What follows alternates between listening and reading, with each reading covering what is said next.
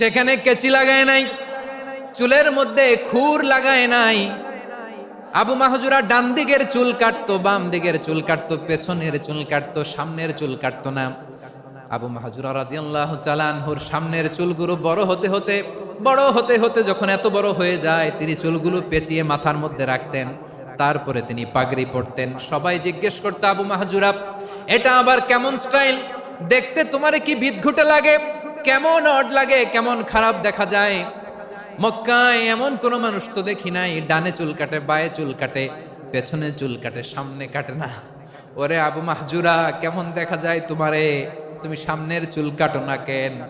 আবু মাহজুরা বলে, আমি হাঁটু গেড়ে পেয়ারা নবীর সামনে বসেছিলাম, আমার এই মাথার চুলের মধ্যে মুবারক হাত লাগিয়ে বিশ্বনবী নিজে আমাকে আজানের প্রতিটা বাক্য শিক্ষা দিয়েছেন।